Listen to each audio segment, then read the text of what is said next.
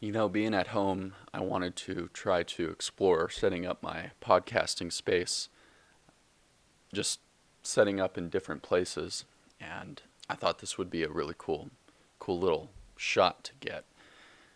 But then I realized that I have these dolls next to me.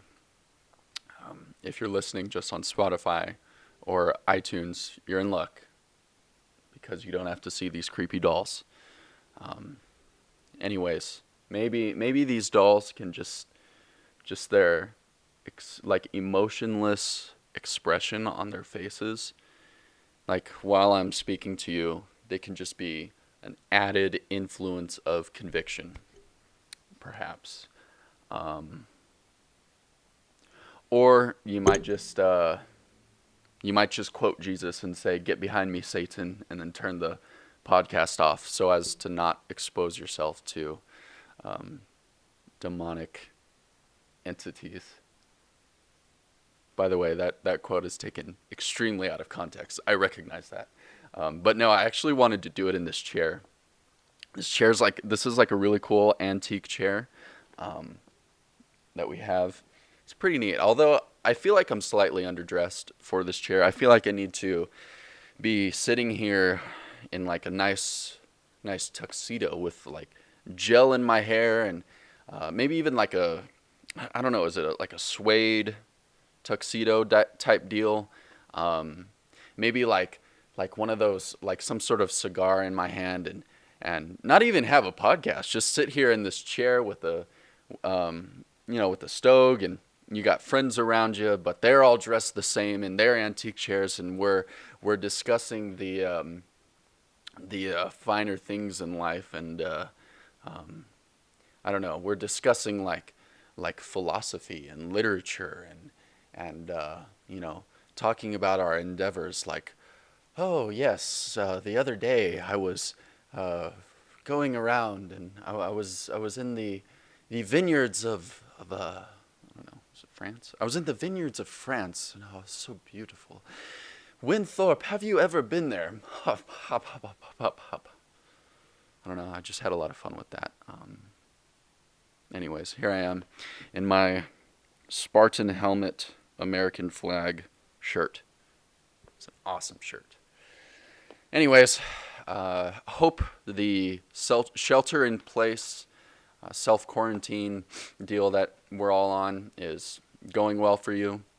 I hope you've managed to stay busy, and I hope you've maybe, you know, maintained some sanity and some peace, maybe some joy and happiness. It's certainly been different for me. I'm trying to grow my beard.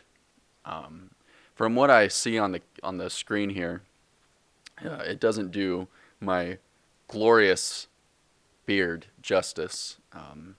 It doesn't look very full, but I promise you in person it looks much more full. But you're saying, Trevor, I don't see anything on your chin, and to which I would say you're correct. I don't know why, but my like the hair just it sideburns and then jawline, and then it just got tired and didn't show up on my chin, and I'm still waiting on it. But I can't blame the chin hairs for not showing up. Especially in these times, right? Coronavirus, the economy plummeting, global warming, the very likely possibility that lizard people are controlling the world, world governments and world corporations. I can totally see why they'd want to hide and delay their presence in this world. But I'll be waiting, and on that day it'll be awesome because then I'll have a full beard, and then probably like 10 more years until it actually becomes like thick and it looks good. And I want a beard.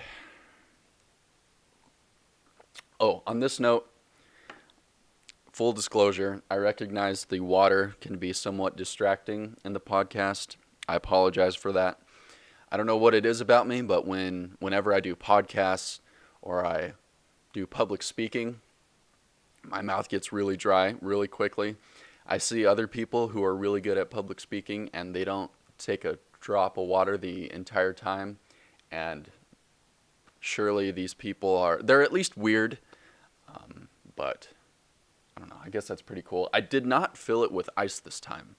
In the last podcast, I realized mid-chew that I started crunching on ice, and I was like, uh-oh. And I listened back, and you can hear it, but I didn't think it was worth shooting an entire new podcast or reshooting the podcast just for that. So you won't get ice crunching in your ear, but I do apologize for having to pause frequently to drink water. My mouth does get dry. So anyways, yeah, so let's get into it. Here's kind of the plan for today. Not much of a plan, just kind of loose form, kind of streamlining, I guess, a stream of thought. I think it's what it's called. I don't know. I just wanted to kind of explore these thoughts that I've been having for the past week since my last podcast. My last podcast was about just how God can provide a peace for us, especially during these times that the world can't. And this peace is so great that it actually overcomes whatever we face in this world. Highly recommend you check that one out. That one was really fun. I really enjoyed doing that one. But anyway, so I'm going to go over some thoughts that I've been having for the past week since then, and then hopefully that's not going to take up too much time. I actually wanted to spend a little bit more time on some news headlines. I realize I've been neglecting those in the last few podcasts, so I wanted to try to today. I give you good news, like there's just good news going around. There's good news, believe it or not, there is, and just wanted to say, hey, let's take a pause from what's going on, and let's see what the good news of this world is saying. So, yeah. All right, so let's go ahead and dive right into it. 7 minutes of me joking about dolls, this chair, my beard, and water. And if you're still with me, God bless you. Okay, so let's get into it. So, something that I've been thinking about after the last episode of the podcast, which was the peace that God provides us, is something that which I'm thinking about is our role in this world as Christians, especially during times like these. Because I'm thinking, all right, so that's all well and good that God gives us this peace. In fact, it's an understatement to say it's well and good. But there is a reality in which we live. There's a world that we find ourselves in, and there are people who are not Christians that we find ourselves around. And we are called to be a certain presence around them, mainly that of love. So I've been thinking about, what does that look like in the current circumstances, if you will. And let's see, I want to make sure my mic is good. All right, yeah. So what does that look like given the current circumstances of the world?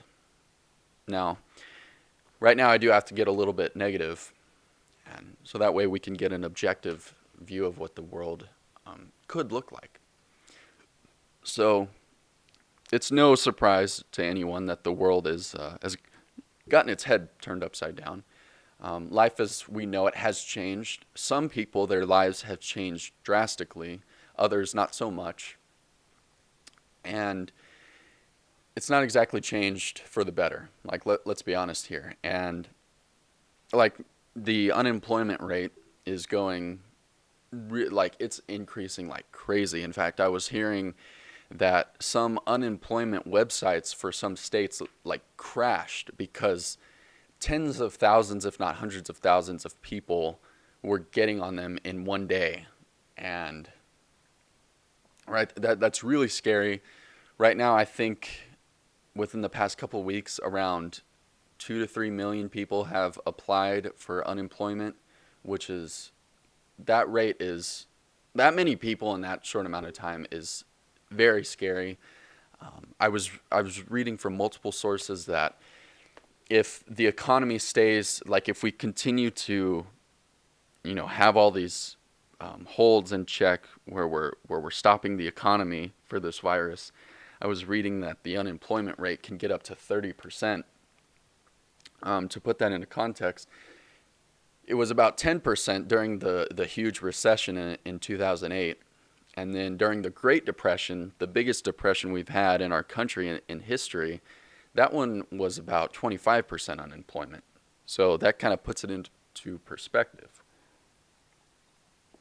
I also, something like the housing mortgage market, I think that's what it's called, that's looking like it's gonna crash, and these are scary times. It is very likely that you who are listening at least know someone who has lost their job because of this virus, because of the shelter in place, the closing of everything. We all probably know someone, or at least we know of someone who maybe they're completely laid off, or at least they're temporarily not working. And if it continues like this for a while, it's just going to come to the point where businesses can't reopen. In fact, they just close. They can't, they have no revenue to pay for their businesses, and they can't survive, and then they just close. That's very scary, and a lot of people are losing jobs, and it's severely impacting people. But what happens when we have that very high unemployment rate, when the economy is just in the toilet? Well, people's lives are affected. What that means is, food is not on the table. People can't pay for where they live. Huge things, right? Housing and food, especially, if someone has to provide food for their family. I don't think that it's unreasonable to say that if the economy maintains the trajectory it's on, that we are going to start seeing decent people start to consider doing, quote, irrational things. And by right now, we would consider irrational, but come future, if things don't change, they will not be irrational. And what I'm talking about is, looting, violence, and then, there's going to be homelessness. So I'm thinking to myself, where am I going to stand in all of that? Am I prepared to make some sort of presence in this world as a Christian? And that's something that I've just been kind of wrestling with. Is am I prepared for what could come? And considering what we are called to be in this world, we are called to be a presence of love in this world. And I actually do believe that Christians are supposed to have a good presence in the world, as in we're doing good things that are objectively good, helping out people that are in need, namely above all else. As Christians, we are most concerned with the salvation of souls, and I completely adhere to that. I want to affirm that. But I do think that we are called to have a good presence in this world that is not exactly directly related to saving people's souls. Now, you might say, well, helping those in need could down the line save souls, and that's true, and which is great. It doesn't hurt whatever argument I'm making at all. But I look in history as to what Christians were, during the ancient world, right after Christ. It was common. You'd put, if your baby had a birth defect, you just kind of put it out on a mountain, kind of put it out of the way, forget about it, And who were the people who went and adopted them? It was the Christians, and it was the Christians who went in and helped the sick, especially thinking about the plague.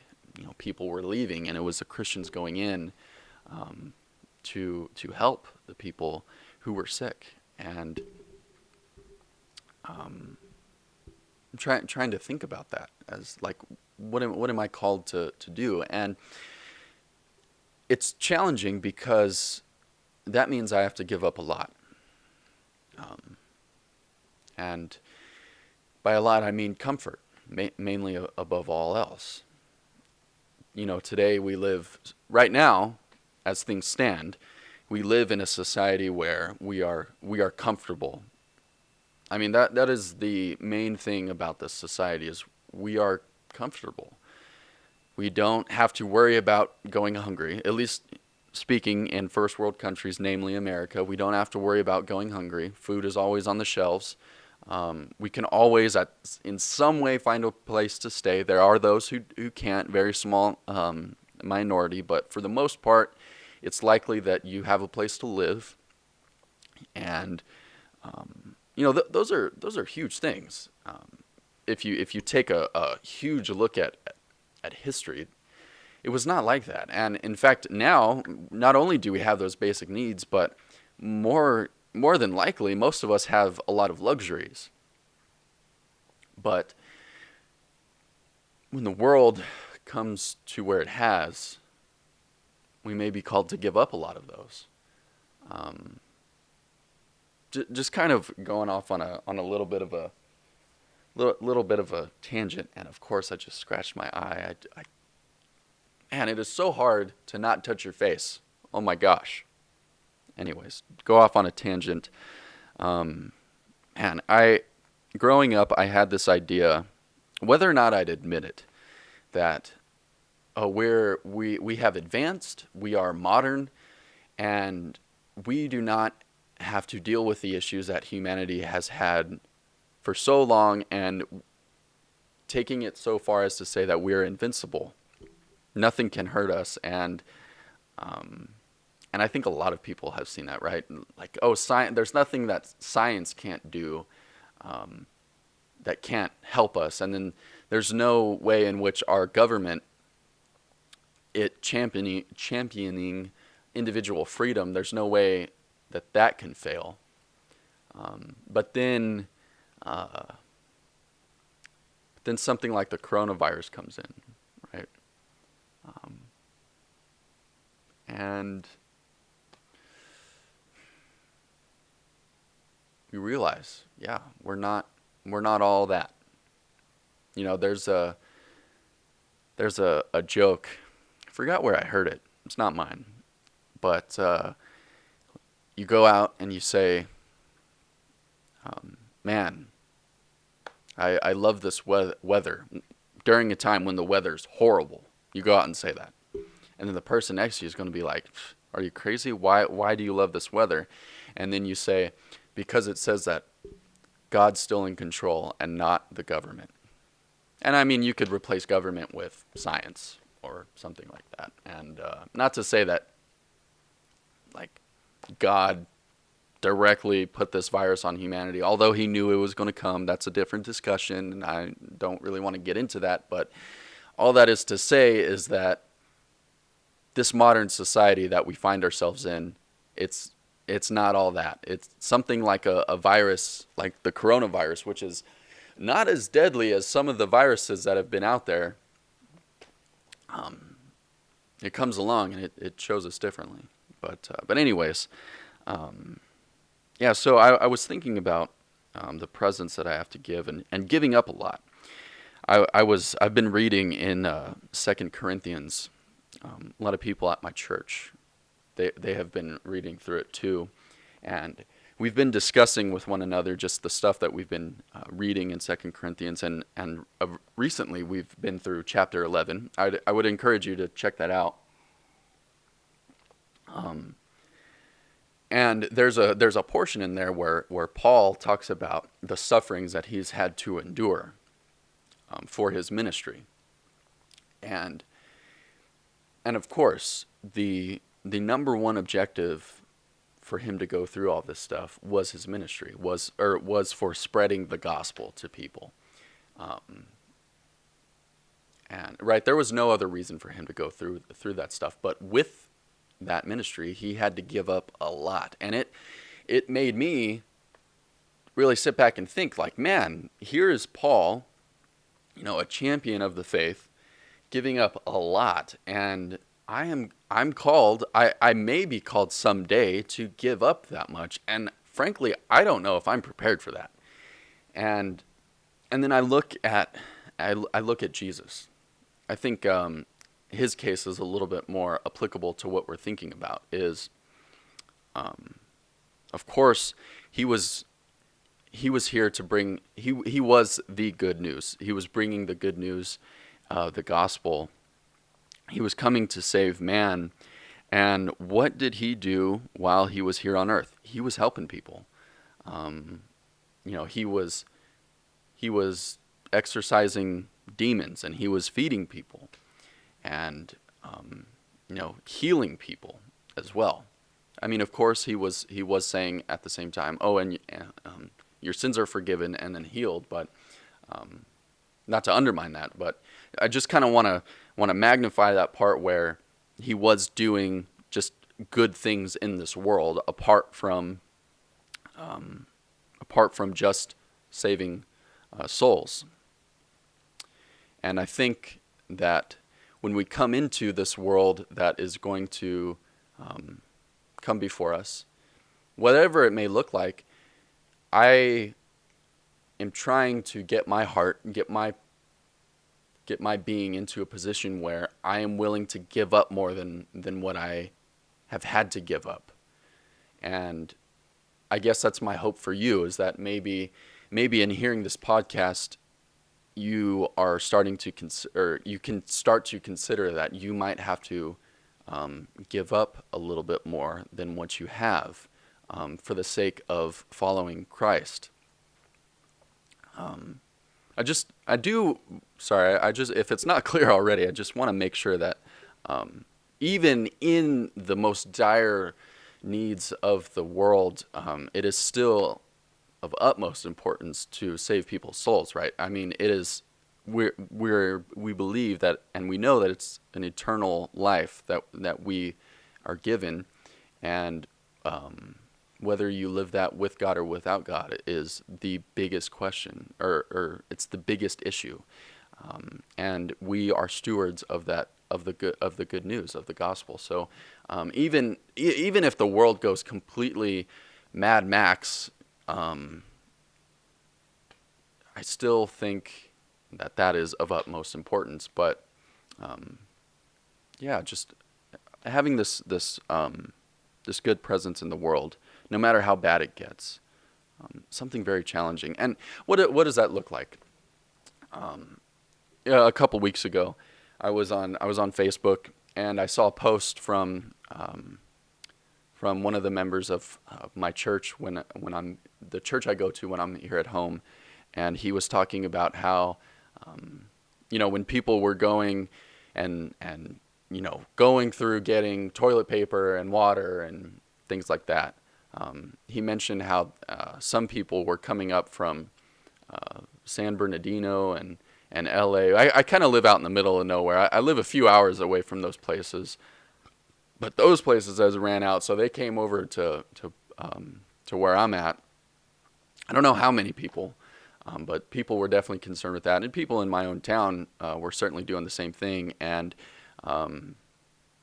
he had a really good message that made me kind of think about it. And he said how he was looking at people and he was smiling. He was saying something nice, giving a word of encouragement. I mean, even just a simple little joke, can go a really long way. People are scared. People are uncertain right now. And having that presence, and he said the same thing. He's like, as Christians, we're called to have that presence in the world, to really stand out. And I felt encouraged by that. And also I know that the government, they just signed the relief bill, which I think is necessary. Those of you who know me, I'm not a big fan of big government, but there are times where where only the brute force of the government can be used. There's no other force like it, and sometimes that's the only thing that can work. But anyways, they just signed the bill, the stimulus package, giving money to small businesses, individuals who have been actually, it's not even individuals who've been laid off. It's people who make a certain amount of money or less, which is troublesome. But anyways, that is to say, if you find yourself in a position where you get a check like that, and maybe you're just working remotely, you still have your job, or whatever, your livelihood is still okay, but you do end up getting a check because the criteria, or you fell under the criteria, but you know someone who in a normal circumstance made enough money above the line so they don't get a check, but now they're actually out of work. You might consider giving some of that money away to that. And I think just things like that can go a really long way. And then something that I've been really encouraged is my church in Berkeley. I noticed that they've had a few food drives, I think, and just trying to help people out. That stuff goes a really long way. And I'll be honest with you right now. I don't think that the world is going to go Mad Max. I'm not even thinking that the world is going to get to as bad as what I've been talking about, where the unemployment gets 30%. People are looting. There's violence in the street. Poverty is way up. Suicide is really high. I don't think it's going to get that bad, because from what I'm seeing with what Trump's doing in office is he's on the same page. He's like, look, the economy needs to get going, or else we're going to be in trouble. I mean, think about this. There's never been a point in history where a country has deliberately crashed its economy to save itself from a pandemic. It's never happened before, and we, along with other countries in the world, are attempting to be the first to do it. And I don't know if we're going to like where that takes us, but there will still be huge effects. This virus will still be going around, and I think we are called to, minister to the sick. We may not be in a position where we're in the healthcare industry, taking care of people in hospitals and whatnot, but I don't know if there's any way you can help with people who are sick that you know. Certainly, it's one way to give. And then I had a thought, and then it just slipped my mind. So the effects of what the government has done, they will be felt for a long time. The unemployment rate right now is going to be felt for a long time. The businesses that are going to be closing, that they're not just going to, virus is gone, guys. Let's get started like nothing's happened. That's not going to be it. These effects that or the effects of what we're experiencing right now are going to be felt for a long time. And I know this from just, you look at history and the history of the government with the economy. Whenever the government gets really big in the market and in the economy, good does not come out of it. And so right now, it is necessary that the government gets involved. I do say that, but we will feel negative effects. And so I just hope that maybe this this conversation that I've kind of started with you, you can start to reflect on that, because I certainly am. I'm trying to figure out, who am I going to be in the world that is going to come, as a Christ follower. And I hope, I guess my hope and my prayer is that we can grow. I mean we, myself included, because I need it. I know I need it. That we can grow in our capacity to give up things in order to be that Christ follower, to be that loving presence in this world. So, yeah, I hope you think about that. Yeah, I'd also really love to hear from you about that. Kind of what you think, what your opinions are on that. Maybe what do you think about how Christians should stand in this world, and how we should interact with them. Okay, so I will move on right now. That went much longer than I thought, but I still think an important topic anyways. Okay, so now for some good news. Really kind of somber mood in the last bit, but here's some good news. Not the good news, but different good news. Okay, so I'm reading from, let's see, get this link open here. I'm reading from Breitbart.com. Hundreds of thousands of hires at Walmart, Amazon, CVS, Dollar General. It says that like Dollar General's looking to hire around 50,000 people. CVS 50,000. Kroger 10,000. 7-Eleven 20,000. Walmart and Amazon are about 150,000. All these companies are looking to hire people right now. Right, that makes sense. These are all the type of places that are under extreme stress of the market, and rightfully so. So they need workers. It does say that they're looking mainly for temporary and part-time workers, although they do say that permanent positions are definitely offered as well. So I think that's great. I mean, it's kind of crazy. A lot of people are losing jobs, but there are these businesses who are opening up a lot of positions. And I don't know, maybe if you know someone who got laid off permanently, you might encourage them to check out one of these places. And then let's see. Here's something that I found was very interesting. So what I've been finding out is that the death rate of the coronavirus can actually be much lower than we think. There's a couple articles from the Daily Wire. I think both articles are by the person named Amanda Prestigiacomo. That's a cool last name. Talking about these professors from Stanford, and then also from I believe I see Oxford and University College of London.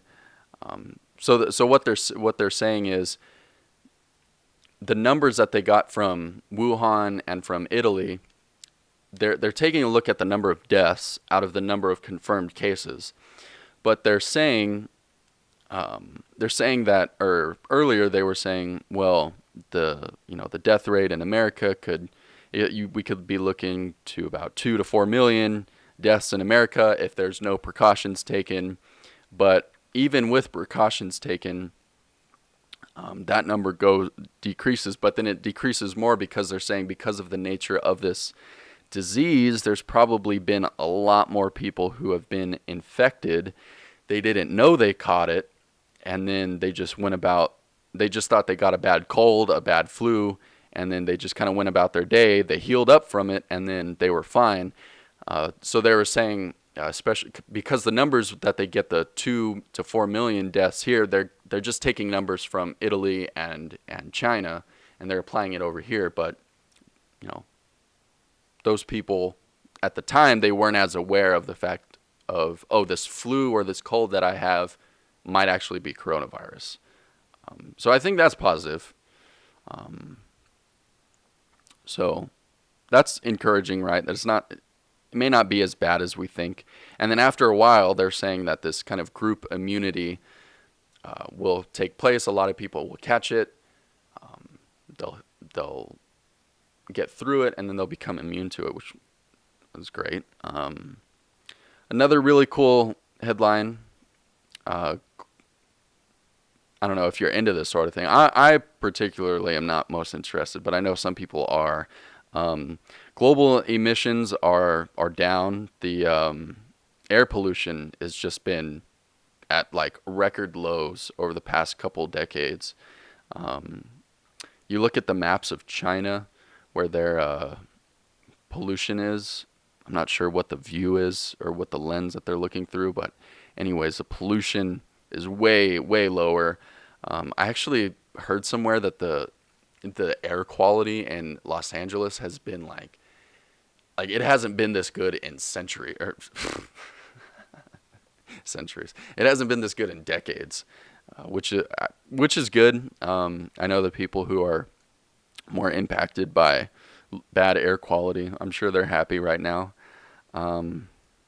Silver linings. Silver linings gets us through these tough times, I'm telling you.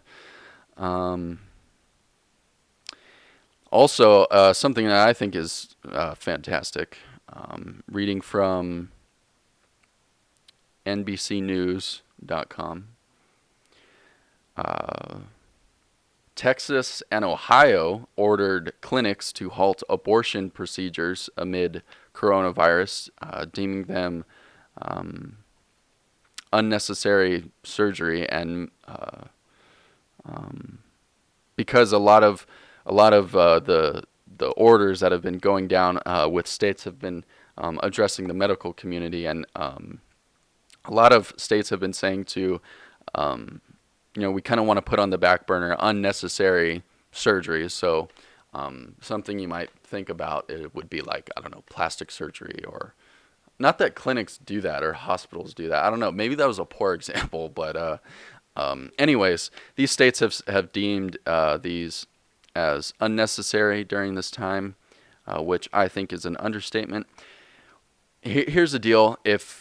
I think it's absolutely fantastic that if because of this coronavirus there does happen to be even like a few dozen, few hundred, few thousand, tens of thousands of babies whose lives are now going to be saved, I think that's a fantastic thing.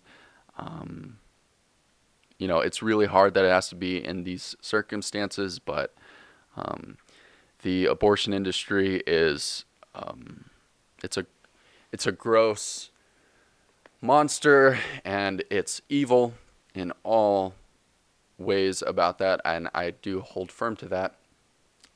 Kind of a side note, I have been thinking about, since I started this podcast, whether to do an entire podcast on abortion.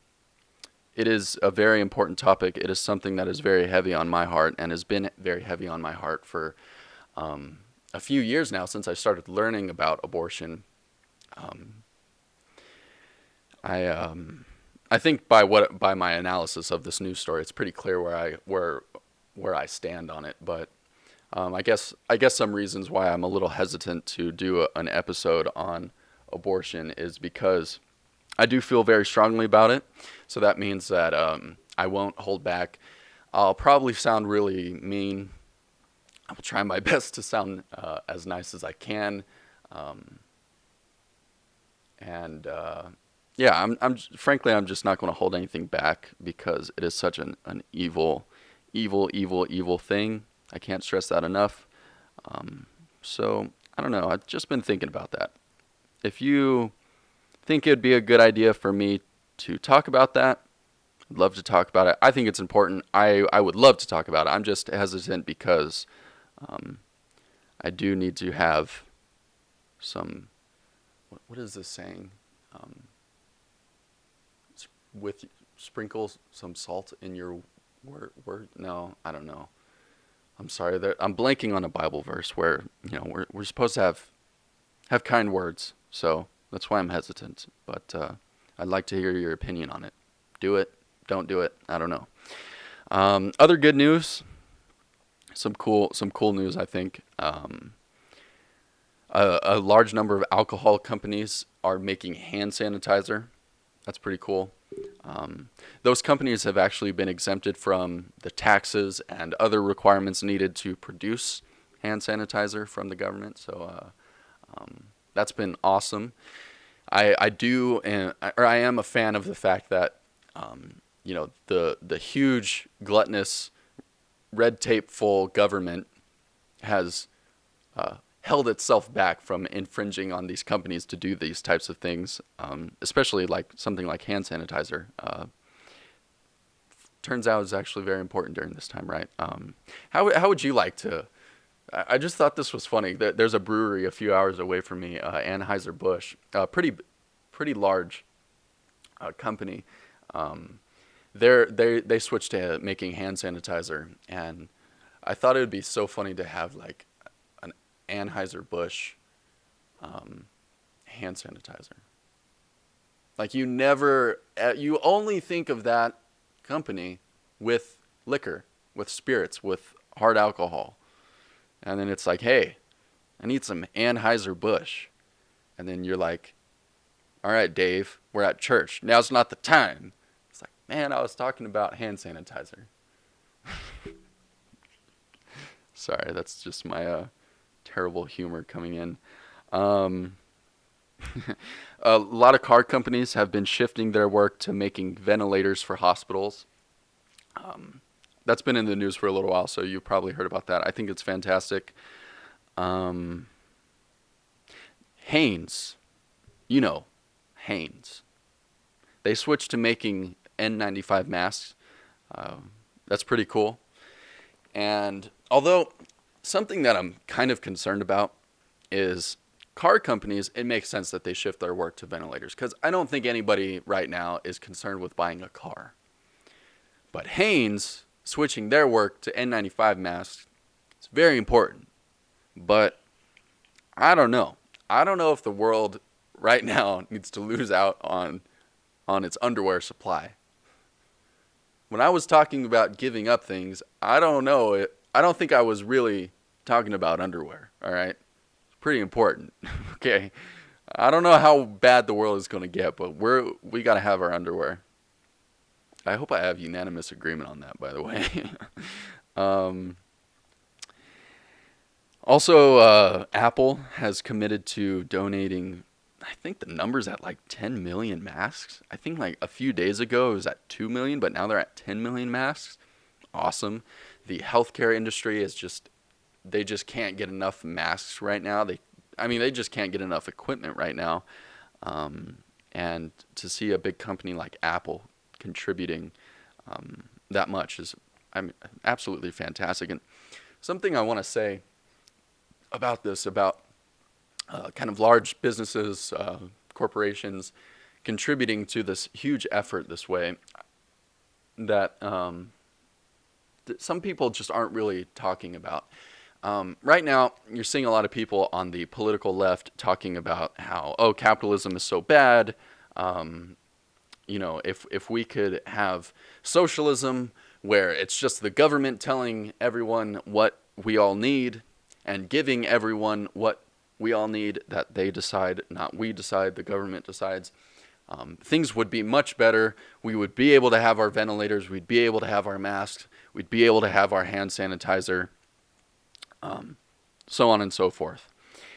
Okay. Here's something to keep in mind. These companies, why do you think they want to be vocal about making these things? It's because doing these things make their company look good, okay? And that's not a bad thing in a capitalist free market economy. And I'll tell you why. Because let's say this thing blows over, which at some point it will, and life somehow gets back to normal, which in all honesty it probably will. Who knows how long it will be, but it will. We will remember, oh yeah, Apple, man, he gave 10 million masks. Gotta buy an iPhone now. Although I will not. I'm a devout Android user, okay? Stone me, all right? Anyways, and then Hanes, right? Just people hearing the name Hanes. Oh, wow, they contributed to making masks. Wow, you know what? I'm going to go buy some Hanes, right? And I think you should, right? If a company is doing something that's good, you should give them your business. And then these car companies, right? That makes them look good, making these ventilators. So so the incentive is there for these companies to help out. With the government, there is no incentive, all right? And it slows the process a lot, and it wastes a lot of money, of people's money. But when it's a free market, the incentive to look good is very powerful, and then they would end up producing and helping out society even more so. Here's another side of the argument.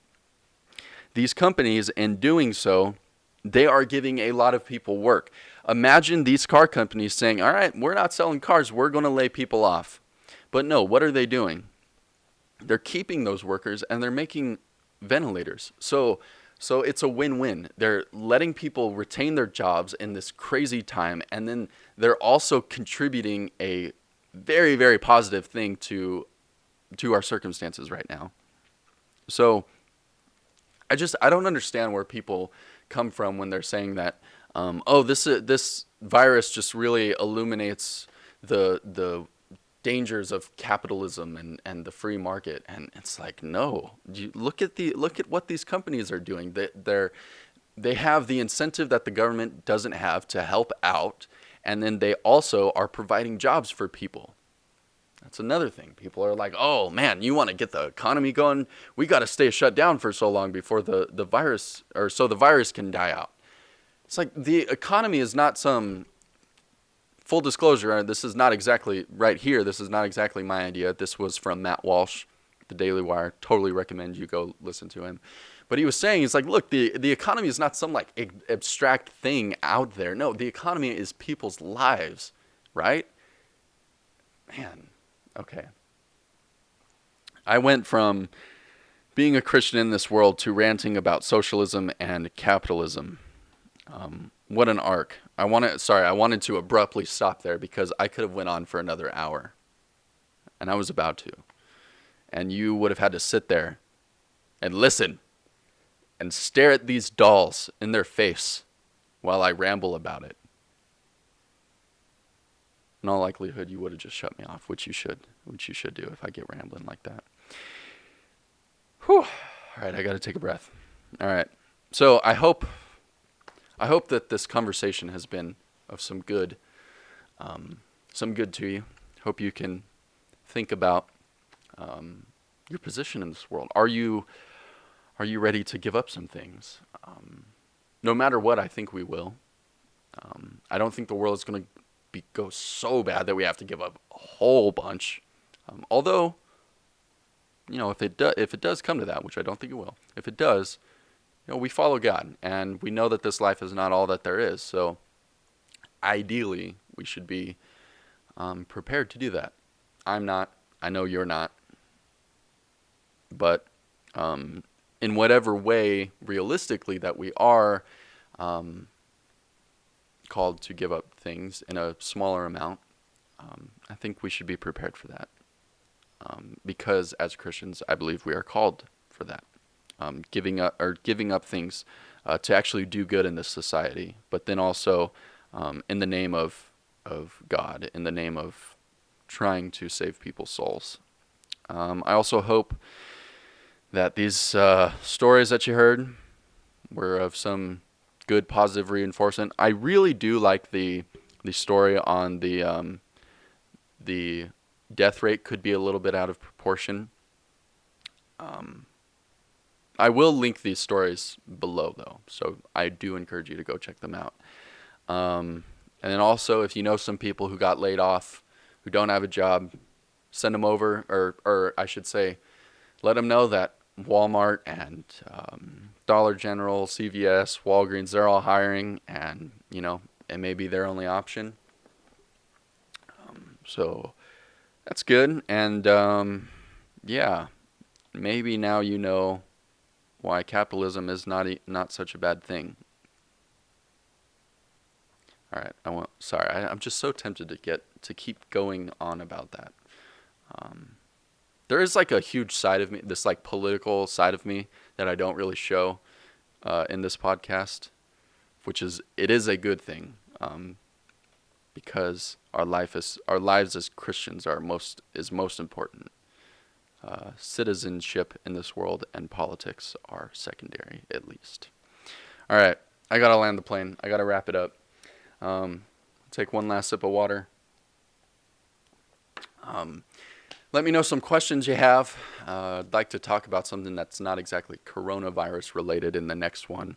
So maybe you have some questions, just general questions, or maybe you disagree with me with what I've been saying. Also, let me know about the abortion issue. I do have a lot to say on that, and I am talking to the people who, I know that some people who disciple me and lead me do listen to this podcast. We can have a private conversation if that would be a good topic to discuss, but just anybody, it's open to anybody if you'd like me to talk about that. Yeah, it'd be nice to talk about something that's not coronavirus related, so maybe we can do that in the next one. So I hope to hear from you. Comments. If you have a personal means of reaching out to me, which I know most of you who listen do, you're more than welcome to reach out to me, whatever that personal means is, whether it's a phone number or some sort of social media. But besides commenting, you could, if you have a Twitter, you can go on @Resurgency PDCST. And you can tweet at me, you can DM me a question, a comment, or whatever. I encourage that. But hey, stay sane. Finish the puzzle you started. Oh, wait, sorry, that's for me. I haven't finished it yet still. Read a book. Stay connected with people. Try to maintain some sort of sanity. And yeah, let's get through it. We will get through it. And I hope everything can go as well as it can for you. All right, I hope to see you in the next one. Thanks for joining. Take it easy.